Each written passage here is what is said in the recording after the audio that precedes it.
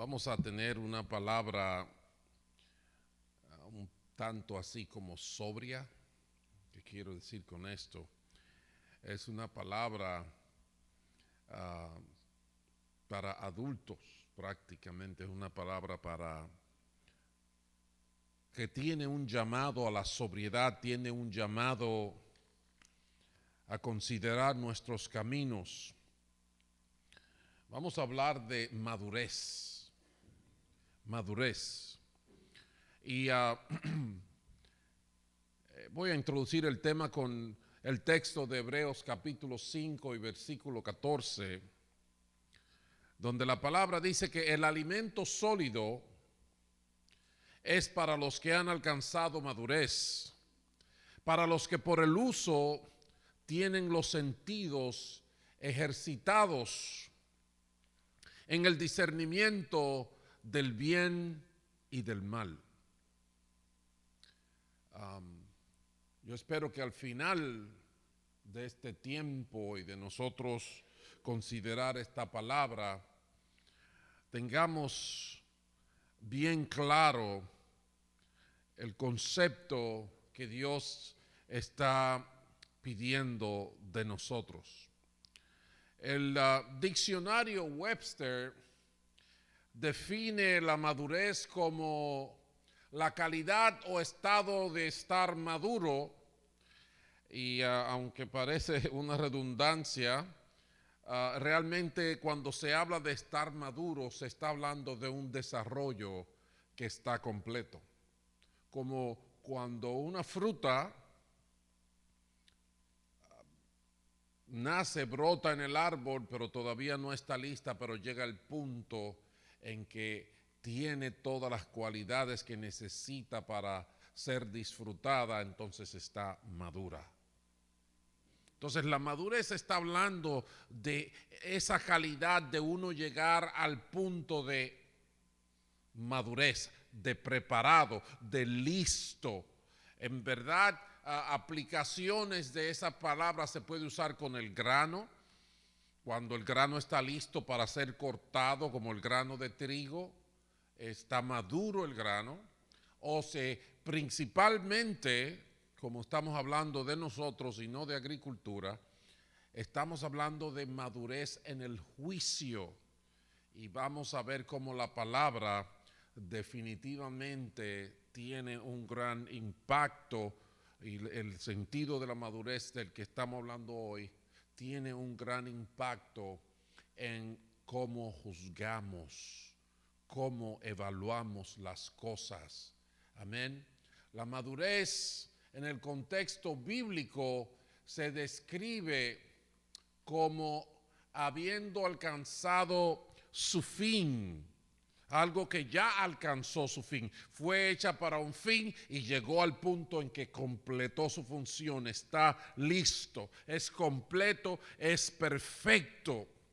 Y cuando se habla de la aplicación en la palabra, especialmente indica el desarrollo cabal del carácter del cristiano, el desarrollo completo. Tenemos que recordar que una de las ilustraciones de venir al Señor, de convertirse, es, o una de las formas como el Señor nos los enseñó, es el nuevo nacimiento. ¿Verdad que sí? Y la palabra nos habla, le da seguimiento a esa modalidad de ver lo que es la vida cristiana. Hay un nacimiento que trasciende el ambiente físico, naciendo del agua, al ambiente espiritual, porque el Espíritu hace una obra en nosotros cuando venimos al Señor. Hay una realidad espiritual, pero también de repente la palabra le da seguimiento a esa misma ilustración cuando habla, por ejemplo, de que deseemos como niños la leche espiritual no adulterada. Utiliza otra vez la ilustración de un niño, de un desarrollo. perdón, en 1 Corintios 13 habla de que cuando era niño hablaba como niño, pensaba como niño, mas cuando llegué a mayor tuve que dejar lo que era de niño. Entonces en todo esto y en más expresiones de la palabra se revela una realidad de desarrollo en la vida cristiana. Es verdad que la salvación es una realidad desde el primer día en que creemos en Cristo, pero la plenitud de esa salvación todavía no está manifestada y actually no se va a manifestar totalmente hasta que nos juntemos con nuestro Salvador. Pero hay todo, la ilustración favorita nuestra porque es parte de nuestra identidad. Está en Proverbios capítulo 4 y verso 18 cuando dice que la senda del justo es como la luz de la aurora que va en aumento hasta que el día es perfecto. Y todo esto nos está diciendo, viniste a Cristo, aleluya, pasaste de las tinieblas a la luz, de la muerte a la vida, amén. Pero la naturaleza de ese nuevo ser que ha sido engendrado es una naturaleza progresiva. Es una naturaleza de alguien que crece y se desarrolla y también va aprendiendo y madurando en su juicio. ¿Entendemos eso? Bendito el nombre del Señor. En verdad la madurez, cuando se habla de madurez, madurez tiene que ver con todo. Madurez no es una sola cosa, madurez permea todo el ámbito de la vida y en ese sentido hay muchas expresiones acerca de lo que es la madurez. Por ejemplo, una escritora famosa llamada Catherine Patterson dijo que la verdadera madurez es cuando te das cuenta de que no eres el centro del universo. Y ahí está enfocando el aspecto de humildad, de egoísmo y de entereza de la persona.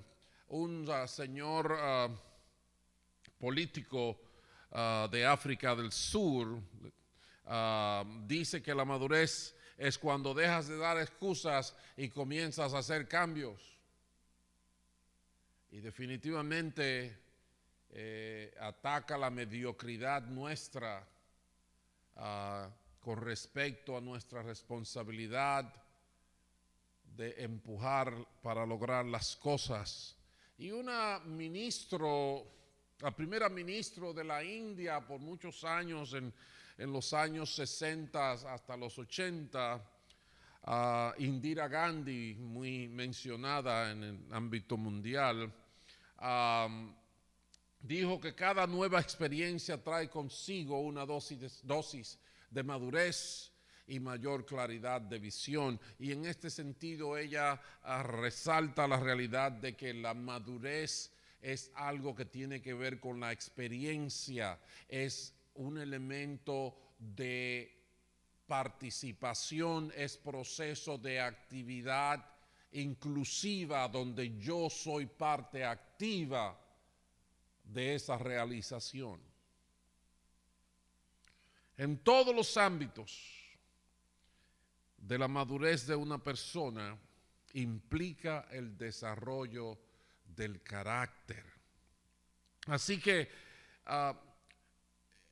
adentrándonos entonces en el texto de hoy, lo repetimos para volver a enfocarnos desde la visualización de Dios. Dice que el alimento sólido es para los que han alcanzado madurez, para los que por el uso tienen los sentidos ejercitados en el discernimiento del bien y del mal.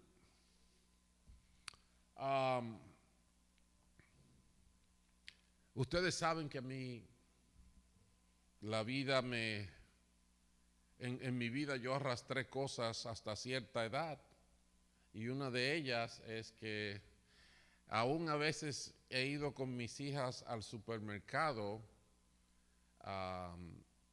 y no me acuerdo para quién o por quién, pero compramos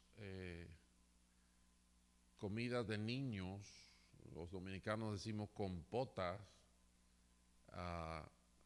y yo compraba una extra de banana y tapioca para el niño más grande de la casa, dígase yo, porque siempre me gustó y creo que todavía me gusta, aunque hace un rato que no la compro. La palabra habla de que la madurez tiene que ver con tomar alimento sólido, y en verdad una persona no puede desarrollarse físicamente basado solamente en leche. La leche tiene cosas buenas, algo de grasa, vitamina A, vitamina D, pero no tiene proteínas.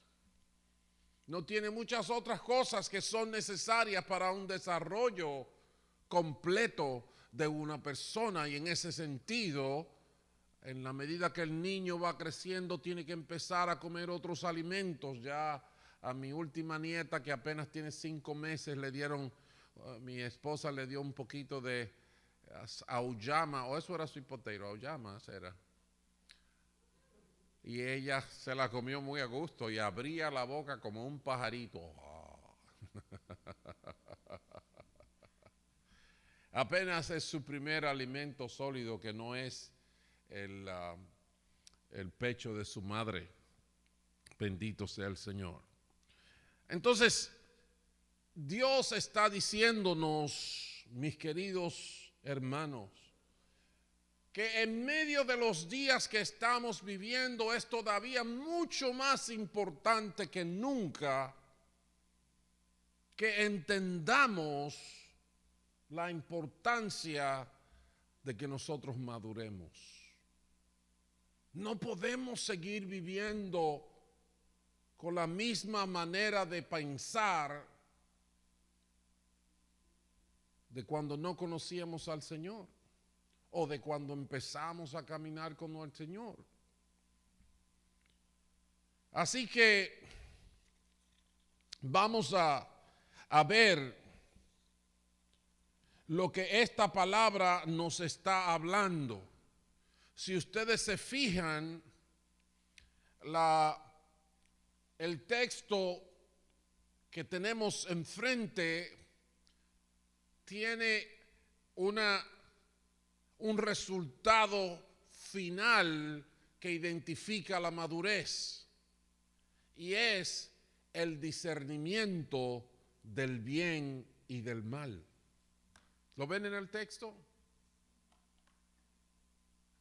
La madurez son los que por el uso tienen los sentidos ejercitados en el discernimiento del bien y del mal. Si de alguna forma medimos la madurez, es en el ejercicio de distinguir lo que es bueno y lo que es malo.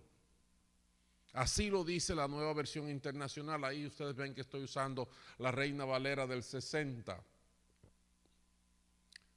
Cuando nos fijamos en lo que se viene hablando en el libro de Hebreos, donde aparece este texto, nos encontramos con una gran problemática de nosotros para recibir las cosas de Dios. Antes de decir este versículo, fíjense, este es el versículo 14, pero miren lo que dice del 11 al 13, ahí mismo en Hebreos 5. Dice, sobre este tema tenemos mucho que decir, aunque es difícil explicarlo, porque a ustedes le entra por un oído y le sale por el otro. En realidad, a estas alturas ya deberían ser maestros, y sin embargo necesitan que alguien vuelva a enseñarles las verdades más elementales de la palabra de Dios. Dicho de otro modo, necesitan leche en vez de alimento sólido. O sea que esa iglesia se terminaba la celebración y salía cada uno por la puerta con su biberón en la mano.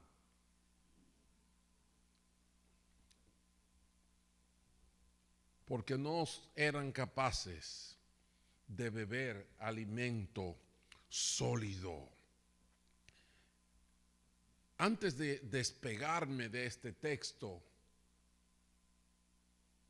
quiero asegurarme que te vayas de aquí con algo claro, algo bien claro. Y es que Dios tiene una expectativa alta contigo y conmigo.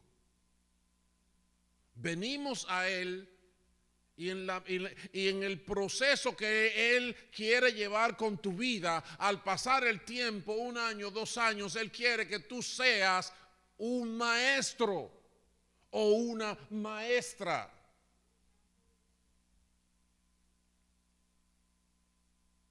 Dígame si soy yo que tengo eso en la cabeza o eso está escrito ahí.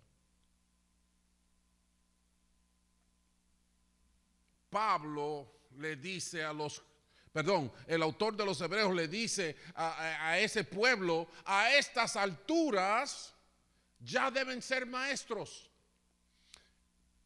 Por supuesto, cuando usted ve toda la carta a los Hebreos, usted se da cuenta de que no le está hablando a un grupo de pastores hebreos. No. Le está hablando a los hebreos en términos generales, a los hermanos de la iglesia que tienen el trasfondo hebreo. Entonces, cuando usted se vaya hoy de aquí, una cosa que si usted aprovecha algo bueno de lo que estamos haciendo, es que yo quiero que usted salga con una convicción clara de que Dios tiene la fe, tiene la esperanza y tiene la demanda de que tú crezcas a tal punto que seas un maestro, una maestra. Y no es difícil entenderlo, porque todos tenemos familia, porque todos tenemos amigos, porque todavía vivimos en este mundo y hay mucha gente en este mundo con necesidad de crecer. Aún en el ambiente de la iglesia, la palabra dice que el hierro con el hierro se aguza y que el cuerpo de Cristo va creciendo en la medida que participa la función de cada parte del cuerpo. O sea que cada uno de nosotros tiene una bendición de Dios y es un instrumento de Dios para la bendición de otro. ¿Estoy hablando demasiado? ¿O no está claro? Deberían de ser maestros, le decía Pablo a los hebreos. Yo sé que eso varía de persona a persona. Adiós buen mozo, mire, hay un buen mozo diciéndome adiós en medio de la prédica. Claro, es el más de los más tiernecitos de la granja. El buen mozo de Josías, para los que no lo pueden ver. Josías tiene que crecer. Y ya, miren a Josías ahí, está diciendo Dios, pero está más tranquilo. Ya Pamela no lo tiene que amarrar allá atrás en una silla, como te antes. Dios tiene esa expectativa contigo. Y el hecho de que nosotros hemos descuidado esa realidad nos está traumatizando la vida entera, porque los padres no estamos enseñando a los hijos. Si tú eres papá, si tú eres mamá, de repente, ahí está más claro que el agua, tu ministerio de maestro y de maestra. con tus propios hijos. Pero ahí está claro. Entonces, pero la frustración del escritor es que, caramba, hay unas metas de Dios, hay unas metas del reino que debían de estar ocurriendo, que no estaban ocurriendo.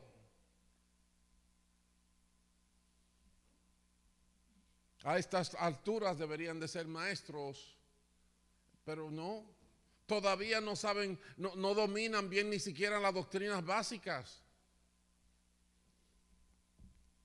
Óiganme, porque esto no es un juego.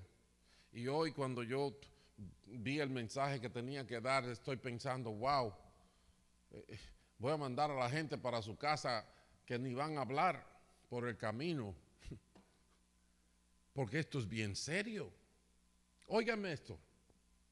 En los días en que estamos viviendo, se habla del derecho a la vida del niño en el vientre como si fuera una aberración humana.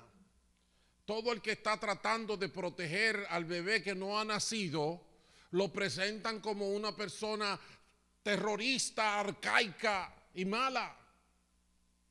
Así es que yo me siento muchas veces cuando oigo a gente con saco y corbata hablando en la televisión nacional sobre los que protegemos el derecho a la vida. Se quieren resolver los problemas de presupuesto del Estado y la solución es que la gente consuma marihuana recreativa para placer, adicción, destrucción de la integridad personal del hombre. Eso no importa con tal de que el presupuesto se cubra. Y se va a cubrir por un tiempo hasta que crezca el consumo de drogas adictivas y gente que hoy tienen un trabajo estable y sostienen a su casa, van a estar en las filas del bienestar social o welfare, como aquí se le llaman. Estos son los días que estamos viviendo. Estamos viviendo los días donde se desconoce que cuando el niño nace, dependiendo de su partecita privada, es una niña o es un niño. Ahora no se sabe, no se puede decir. Quieren establecer esa realidad. Entonces, si estamos viviendo en estos días, más que nunca, la iglesia del Señor Jesucristo tiene que saber distinguir entre el bien y el mal. No podemos estarnos llevando de cuál, de cuál multitud que grita es más grande. ¿O no? El reino de Dios es el cielo manifestado en la tierra. Y en el reino hace mucho, hace unos 2000 y algo de años, que se proclamó que Jesucristo era el rey sobre todo principado, sobre toda potestad en el cielo, en la tierra y debajo de la tierra.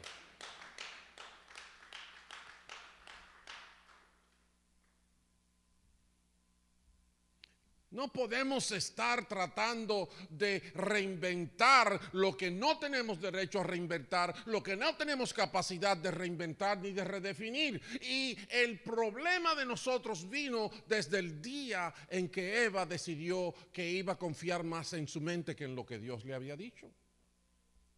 Y Adán le siguió atrás.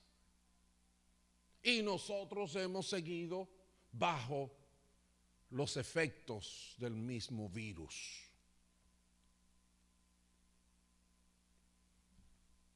Entonces, ¿es importante o no es importante que usted y yo maduremos? El autor le dice a los hebreos, hay mucho que se puede decir, pero ustedes no están ni siquiera preparados para oírlo. A estas alturas deberían de ser maestros. Ustedes deberían de estarlo enseñando. El apóstol Pablo le dijo a los corintios sobre la misma realidad. Él les está hablando del Cristo crucificado, el Cristo que es el sacerdote según el orden de Melquisedec y de su obra en la cruz. Y tiene que decirle a los corintios: hablamos con sabiduría entre los que han alcanzado madurez, pero no con la sabiduría de este mundo ni con la de sus gobernantes. Oigan eso, los cuales terminarán en nada. Más bien exponemos el misterio de la sabiduría de Dios. ¿Ves la realidad? Aquí habla de dos sabidurías, ¿verdad que sí? La sabiduría del mundo, la sabiduría de los gobernantes del mundo, que ellos se creen que se la saben todas. Pero hay la sabiduría de Dios. La sabiduría aquella que en el libro de Job dice que estaba con Dios cuando él estableció los límites de los océanos y hasta dónde subían las montañas.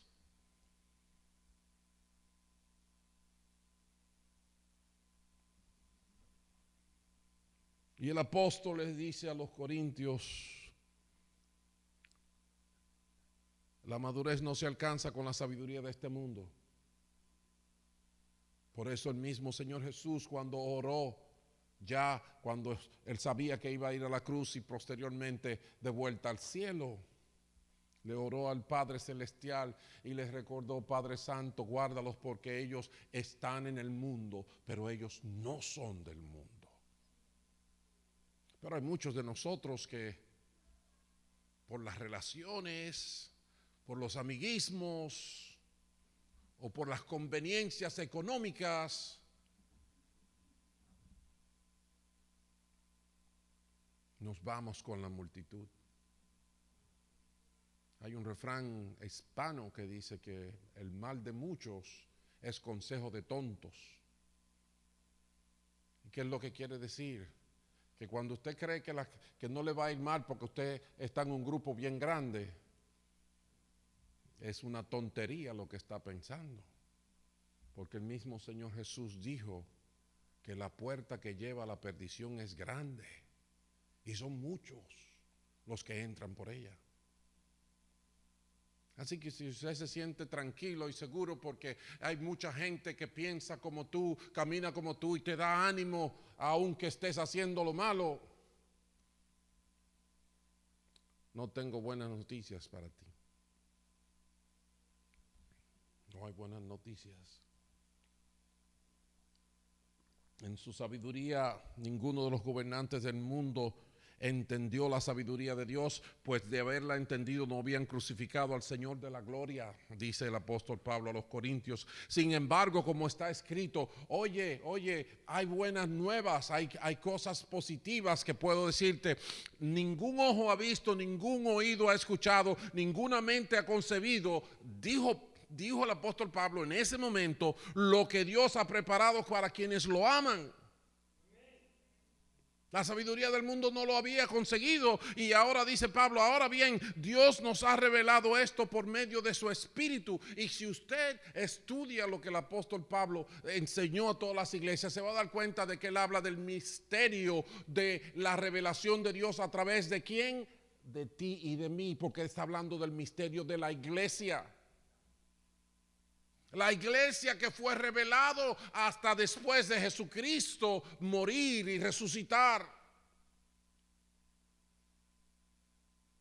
La iglesia que es el cuerpo místico de Cristo, de quien Él es la cabeza. Son conceptos profundos que el mundo, con todo su internet y con todo su quantum physics, no puede discernir. Porque dice la palabra en 1 Corintios 2 que le es locura. Le es locura. Y por más televisiones modernas y carros que caminen solo que inventemos, no podemos pagar el precio de nuestros pecados. No podemos librarnos de las cuerdas de las tinieblas. No podemos forjarnos un camino al cielo. Entonces, mis amados hermanos, hay una serie de preguntas que nosotros debemos de estarnos haciendo, porque Dios tiene expectativas contigo. ¿Puedo yo explicar la obra de Cristo en la cruz? ¿Puedes tú explicarla a alguien que lo necesite, a alguien que no haya conocido del Señor? Porque precisamente esa es una de las cosas que Pablo le dice a ellos. Yo debía de estar hablando de cosas más profundas, pero ustedes no le ponen caso. No han crecido. ¿Entiendes tú el carácter sacerdotal de Cristo? Porque la misión de Cristo fue sacerdotal y tiene una trascendencia eterna. Y entonces vienen palabras raras, que Melquisedec, que esto, que lo otro. Y de repente son cosas que nos pasan por encima de la cabeza y le decimos adiós porque ni siquiera vamos a perder tiempo tratando de entenderlas. ¿Puedes tú enseñar a cualquier persona la necesidad que tiene de arrepentimiento? Porque Dios te ha mandado a eso. En 2 Corintios 5, dice que somos embajadores, como si Dios rogara por medio de nosotros a la gente que se reconcilien con Dios. Y para eso se necesita arrepentimiento.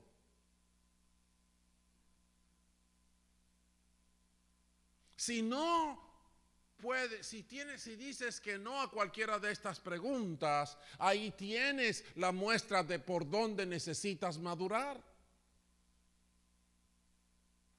Y simplemente estoy tratando de apegarme al texto porque definitivamente el concepto es mucho más amplio todavía. O sea que la necesidad es grande. Es grande. Por eso hemos estado hablando recientemente de cómo necesitamos aún entender nuestra propia realidad. Y en este sentido es una realidad poderosa, una realidad con recurso, porque somos hijos de Dios. Porque aunque andemos en valle de sombra de muerte, no tenemos que temer mal alguno, porque Él adereza mesa delante de nosotros en presencia de nuestros enemigos.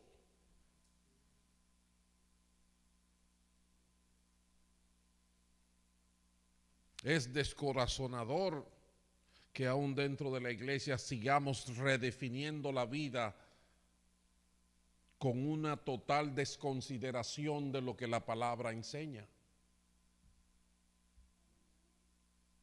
Hay muchos argumentos en la calle, pero pocas veces ves que dicen, no, pero es que Dios dice esto. Y cuando se dice que Dios dice esto, se te ríen en la cara. Eres arcaico. Esa Biblia es muy vieja. Hay que cambiarla, hay que adaptarla a las nuevas realidades. Y yo digo, ok, bien, ok, desde los principios la Biblia viene diciendo que la tierra es redonda, ¿la vas a hacer ahora cuadrada? ¿Puedes cambiarla?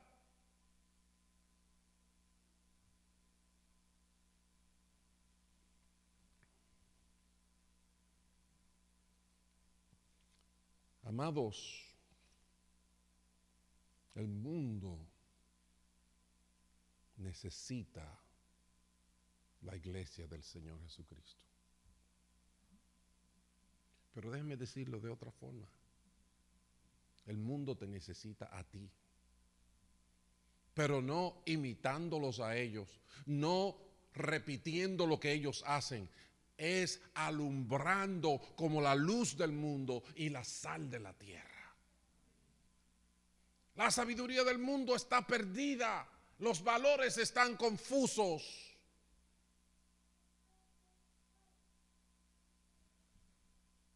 Y si ellos tienen una esperanza, Dios decidió que esa esperanza fueras tú. Y si no lo entiendes, necesitas crecer, necesitas madurar, necesitas aprender a distinguir el bien y el mal. Fíjense cómo yo veo que a veces, bueno, que pasa en la iglesia aún en la actualidad. Nos justificamos con mentiras como cualquier otro inconverso. Para no quedar mal, digo cualquier mentira. ¿Qué diferencia hay entre el mundo y yo? Hacemos yugo desigual con las tinieblas, como si nunca la palabra nos advirtiera en contra de eso. Nos metemos en compromisos de oscuridad, tanto en el lapso de matrimonio como en negocios oscuros y compromisos torcidos, y que nadie se meta conmigo. Leemos las referencias a congregarnos y las desechamos como si hubiéramos leído un paquito de La Pequeña Lulú. Porque es un paquito, una tira cómica. El diseño y desarrollo de la vida familiar se acomoda a los tiempos, no al evangelio. Y te lo estrujan en la cara con un orgullo como que tú eres un criminal. Los padres, aún en la iglesia, no aseguramos la educación espiritual de nuestros hijos. Nos preocupa más a qué universidad va a ir, qué deporte va a practicar, que si sabe orar o si ha tenido una experiencia de adoración con Dios. Los hijos, por otro lado, estamos en la iglesia, pero valoramos más una moda que honrar a tu padre y a tu madre. Todo eso, mis hermanos, ¿por qué es importante? Porque todo eso nos añade dolor, porque todo eso nos añade confusión, porque todo eso nos aleja de Dios. El llamado de la palabra a madurar es urgente y vital. Y me pregunto, ¿cómo es posible que teniendo nosotros tantas advertencias acerca de los últimos tiempos, nosotros no estemos preocupados ni estemos madurando?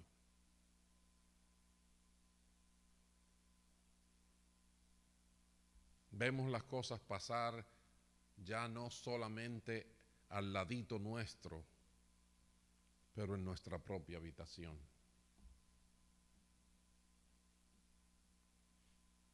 Recuerden, la expectativa de Dios contigo es que madures y que ya seas un maestro, una maestra. ¿Cómo se madura?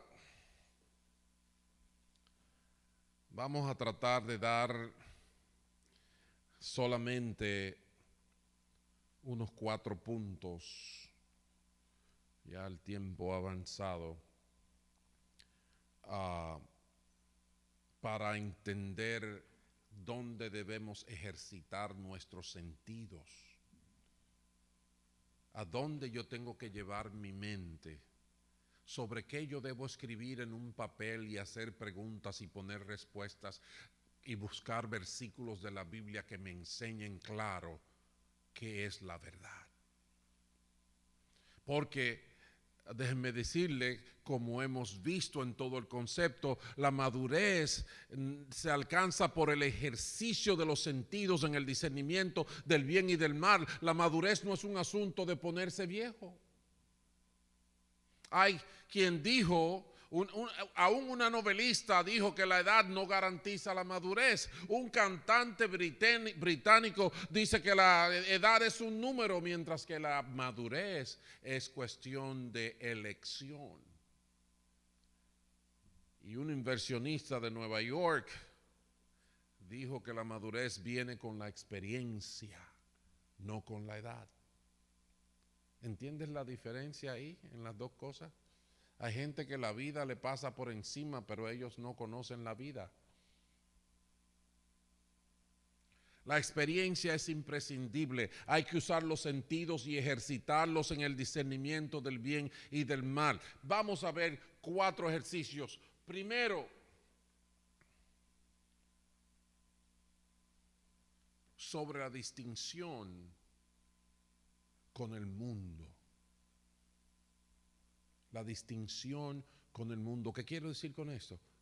Que nosotros no somos del mundo, somos de Cristo. En 1 Corintios 3, ahí después del 2, donde Pablo está hablando de la incapacidad del hombre natural para discernir las cosas del Espíritu, ahí en el capítulo 3 más adelante dice que nadie se engañe. Si alguno de ustedes se cree sabio según las normas de esta época, hágase ignorante para así llegar a ser sabio. ¿Entiende lo que dice allí? Si creías que sabía, pero descubriste que lo que sabes lo aprendiste del mundo, tienes que borrar tu mascota y empezar a escribir otra vez.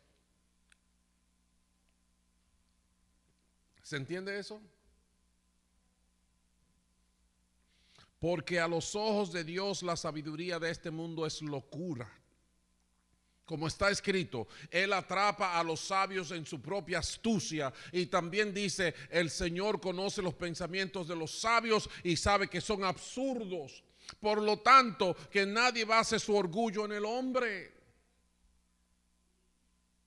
Al fin y al cabo, todo es de ustedes, porque los corintios estaban diciendo, no, que a mí es que me gusta que cante Edgar, y el otro decía, no, pero que David lo hace mejor, y el otro no, pero el duro es el pastor, ese es el matatán. Ese sí es bueno. Y así allá los corintios separaban las aguas ¿con quién? Con Jesucristo, ¿verdad? Aquellos se mataban hablando de Pedro, de Pablo, de Apolos, y salía uno, espérate un momentico. El duro de verdad es Jesucristo. Aleluya. Y él creía que ganó la discusión cuando el Espíritu del Señor está diciendo, ustedes son unos niños. Porque Pablo, Pedro, Apolos y todos son de Dios. Y son para bendecirlo a todos ustedes, no para crear división entre ustedes. Son niños. Están pensando como el mundo. Estamos participando ahora en las elecciones de un país. Y se supone que se hacen elecciones en un país para que una nueva administración o una administración cualquiera lleve el país hacia adelante, hacia arriba. Wow, pero lo que está pasando en la política, no solamente en este país, en todo, es que ahora mismo, por nada más la celebración de las elecciones hunde al país. Lo enferma, lo destruye. Oh, pero no somos inteligentes, no tenemos internet, no tenemos tantos avances técnicos. ¿Cómo es que nos estamos hundiendo?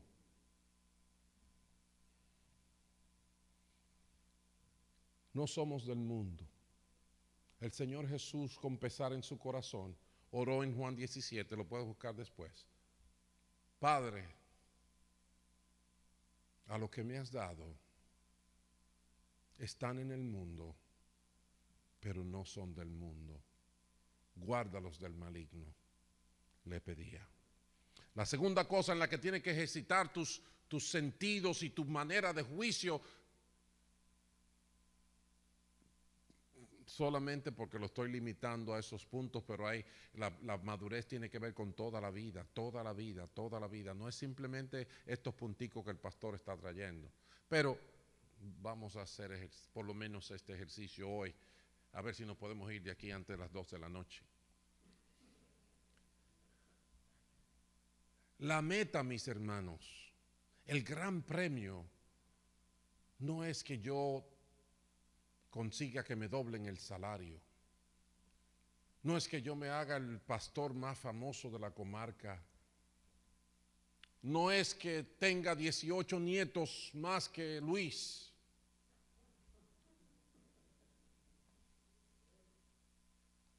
La gran meta de cada ser viviente debe ser llegar al cielo. El Señor Jesucristo, su gran preocupación, ¿se acuerdan en Hechos capítulo 1 como los apóstoles decían, ahora que tú eres fuerte, ahora que tú venciste hasta la muerte, ok, vamos a empezar por matar a los romanos? ¿Se acuerdan de eso? ¿Cuándo vas a quitar los romanos? ¿Cuándo vas a restablecer el reino de Israel? Jesús les dijo, olvídense de eso, eso no es negocio de ustedes. No es asunto de ustedes. Este es el asunto que ustedes tienen que tener en mente. Yo les voy a dar mi Espíritu Santo y ustedes van a ser mis testigos hasta lo último de la tierra. La gran meta es el cielo. Él les dijo, me voy. Pero ¿saben por qué me voy? Porque voy a construirle un ranchito allá donde yo vivo. Porque ustedes, yo quiero que vivan donde yo vivo. Por eso es que la muerte no es pérdida. La muerte es la toma de posesión. ¿Entiendes eso? La verdadera meta es el cielo, no son los millones, no es la fama, no es el complacer a los amigos. El punto número 3 es que toda la autoridad es de Dios. No te confundas, no te pierdas. Nosotros los hombres hacemos, deshacemos, hay terroristas que atacan, el pecado crece y la gente se nos ríe en la cara, haciendo trampas, haciendo fraudes, viviendo en corrupción, abusos.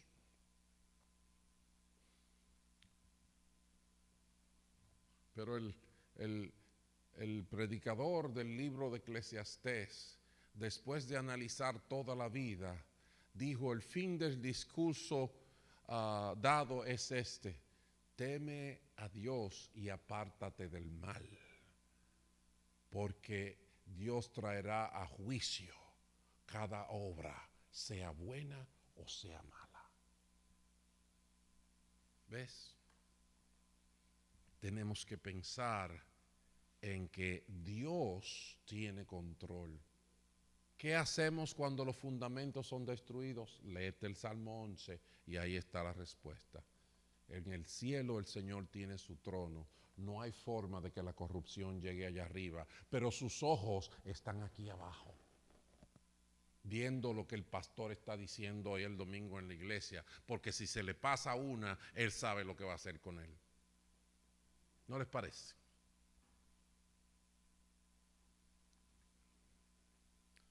Dios tiene toda autoridad y no importa si todos los reyes de la tierra se oponen contra él, van a perder, van a perder. Por último, quiero llamar la atención para que sepamos distinguir entre lo bueno y lo malo en lo que se respecta a nuestro desarrollo personal. Y en ese sentido el Señor Jesucristo nos llamó a ser y a hacer discípulos. Tú y yo somos llamados a ser discípulos y a hacer discípulos. De sus últimas palabras, de los últimos minutos de él en la tierra, vayan, él dijo, toda autoridad me es dada en el cielo y la tierra, por tanto vayan y hagan discípulos de todas las naciones, bautizándoles en el nombre del Padre, el Hijo, el Espíritu Santo, y tirándolos para la calle. No, él dijo, agárrenlo y enséñenlo a obedecer todo lo que les he mandado a ustedes. Pero no se preocupen, que aunque el salón esté vacío, ustedes no están solos. Yo estoy con ustedes todos los días hasta el fin, dijo el que no miente. Y yo te pregunto, ¿dónde ves las evidencias de tu discipulado? ¿Qué maestro te está entrenando? ¿Y cómo mides tu progreso? Y finalmente, quiero ratificar el llamado a la madurez que el Señor nos dio con la palabra de Efesios capítulo 4, versículos 10 al 13, donde dice: el que descendió es el mismo que ascendió por encima de todos los cielos para llenarlo todo. Él mismo constituyó a unos apóstoles, a otros profetas, a otros evangelistas y a otros pastores y maestros, a fin de capacitar al pueblo de Dios para la obra del servicio, para edificar el cuerpo de Cristo. De este modo, todos llegaremos a la unidad de la fe y del conocimiento del Hijo de Dios. Oye lo que dice aquí: a una humanidad perfecta que se conforme a la plenitud de la estatura ¿de quién? De Cristo. Por muchos años he escuchado a los que se escudan en la humildad para seguir pecando, diciendo: soy pecadora y no puedo dejar de pecar, y todos somos así, como quien dice: a mí no me acuses porque tú eres igualito de corrupto que yo soy. Yo no creo eso, y no lo creo porque Dios dice otra cosa, y en la experiencia he podido experimentar otra cosa. Una humanidad perfecta conforme a la estatura de Cristo. Es verdad que yo no soy Jesucristo, es verdad que yo he fallado mucho en mi vida, pero es verdad que Dios tiene expectativa conmigo para que yo sea un maestro, que Dios tiene expectativa conmigo para que yo sea sal de la tierra y luz del mundo, real sacerdocio, embajador de su reino. Y yo no lo estoy diciendo por el título que tengo de pastor, por el título que tú también tienes de ser hijo e hija de Dios. Por ese título es que me refiero. Dios quiere que maduremos. El mundo va a encontrar algo de sosiego en la iglesia del Señor Jesucristo si la iglesia de Jesucristo se pone en lo que tiene que estar y maduramos. Madurar no es ponerse viejo, madurar es aprender a discernir el bien y el mal. Sin la palabra de Dios, sin la guianza del Espíritu Santo, sin la obra de apoyo de la iglesia del Señor Jesucristo, no lo vas a vivir. Por lo menos yo no he podido aprenderlo en las Escrituras de otra forma. Maduremos, hermanos. Tu familia lo necesita, este mundo lo necesita, y Dios así lo ha mandado para los hijos del reino. Vamos a orar.